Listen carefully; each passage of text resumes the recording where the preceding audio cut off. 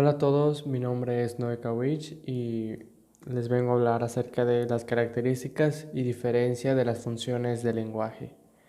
Bueno, pues iniciaríamos con lenguaje y comunicación humana.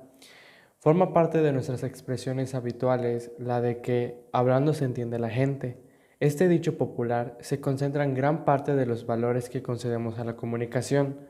Estos son comprender e intentar que nos comprendan, hacer partícipe a otro de nuestro espacio interior, buscar la anuencia, cooperación e interés por nuestras causas, influir en conductas ajenas, lograr recompensas afectivas, placer, compañía, entre muchos otros propósitos.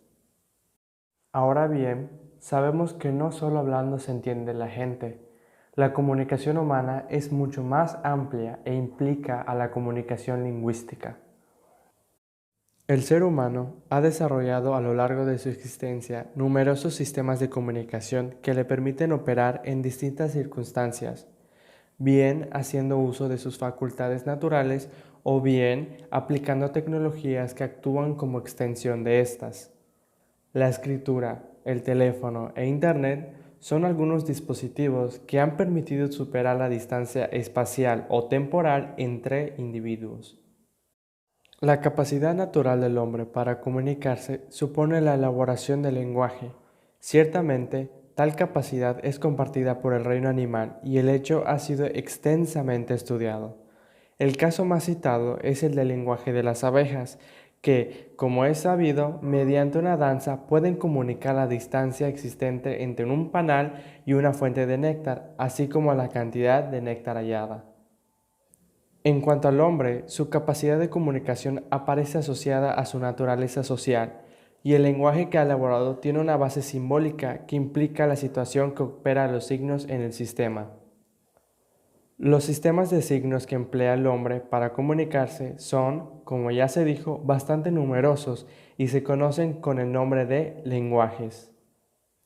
Apunta Cosseriu, la lengua puede definirse como el conjunto de los actos lingüísticos comunes de una comunidad de individuos hablantes.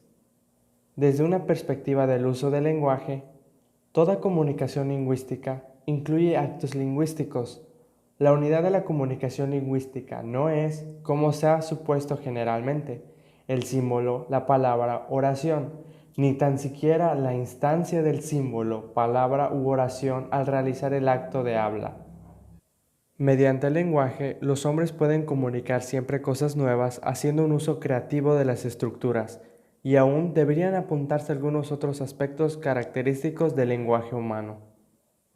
Ahora veamos qué son las funciones del lenguaje. Podríamos definir las funciones del lenguaje como los diferentes objetivos, propósitos y servicios que se le da al lenguaje al momento de comunicarse. Se entiende por las funciones del lenguaje a los distintos cometidos con que el ser humano emplea el lenguaje, es decir, los propósitos comunicativos con los que utiliza esa herramienta cognitiva y abstracta.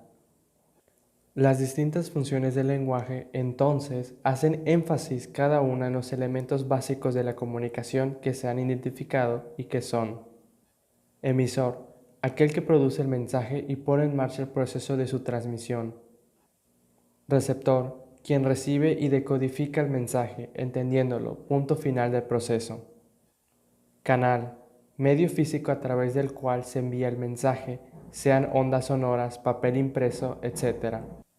Mensaje, aquel contenido psíquico que se desea compartir a través del lenguaje, ya sea una orden, una emoción, una descripción, etc. Código, la codificación o el idioma que se usa para transmitir ese mensaje, ya sea una lengua hablada, el código Morse, etc. Contexto, circunstancias temporales, espaciales y socioculturales que rodean el hecho o el acto comunicativo y que permiten comprender el mensaje en su justa medida. Las funciones del lenguaje son 6, según lo estableció Jacobson, y a través de ella puede darse cuenta de los límites y las capacidades del lenguaje humano, así como los propósitos o los objetivos con los que podemos usarlo en cualquier ocasión. Las 6 funciones del lenguaje son: función conativa o apelativa, función referencial, función expresiva o emotiva, función poética, función fática y función metalingüística. Consideremos ahora definiciones y ejemplos. Conativa, también llamada apelativa, es la que se centra en el receptor, pues busca producir en él una reacción deseada. Se trata de la función imperativa del lenguaje, la que empleamos para lograr que otros hagan lo que deseamos, ya sea que les estemos pidiendo un favor, ordenando algo o amenazando si no lo hacen. Por ejemplo, cuando le decimos a alguien que nos abra la puerta, cuando le indicamos a alguien qué calle tomar para llegar a su destino, cuando pedimos que nos digan la hora o mandamos a callar a alguien. Referencial, también llamada función informativa, se refiere al uso del lenguaje para indicar algún aspecto del universo exterior del emisor, es decir, de la realidad misma. Por ende, se centra en el mensaje a transmitir más que en el resto de los elementos comunicativos. Es la función objetiva del lenguaje que sirve para indicar algo concreto. Por ejemplo, cuando describimos cómo lucía ayer un amigo común, cuando indicamos el resultado de una operación matemática o cuando le decimos la hora a un transeúnte, estamos indicando, informando o referenciando la realidad a nuestro alrededor. La función emotiva o expresiva del lenguaje tiene que ver con la realidad psíquica o emocional del emisor, en quien lógicamente se centra. A menudo contiene formas verbales en primera persona, aunque no necesariamente. En todo caso, se basa en transmitir al receptor algún elemento de ánimo o de subjetividad del emisor.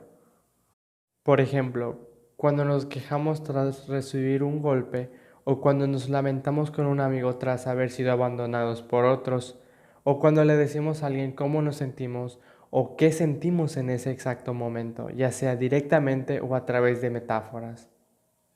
La función poética o estética es quizá la más complicada, pues se centra también en el mensaje a transmitir, pero también sobre el código en que se lo hace, ya que tiene lugar cuando buscamos embellecer, hacer más afectivo o más lúdico, juguetón el mensaje, como en el caso de las rimas poéticas, los acertijos, los refranes y otros giros del lenguaje que se usan para hacer más potente y rica la comunicación.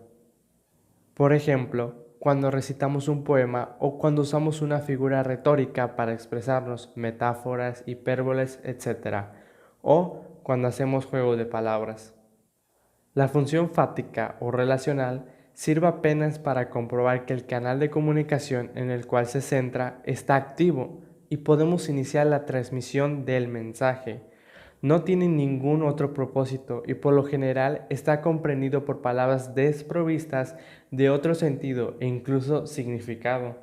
Por ejemplo, en algunos países al atender el teléfono se dice aló, hola o diga, palabras que no tienen un sentido real en el mensaje a transmitir, simplemente sirven para verificar que haya alguien del otro lado del teléfono. Por último, nos queda la metalingüística, que bien nos dicen que esta función le permite al lenguaje hablar de sí mismo, ya que se centra en el código comunicativo, dándonos oportunidad de aclarar términos, preguntarle al otro si nos comprende o corregir el modo en que decimos las cosas. Por ejemplo, cuando le corregimos la gramática o la ortografía a alguien, o cuando explicamos a un niño el significado de una palabra, incluso cuando usamos el lenguaje para aprender una lengua. Código nueva.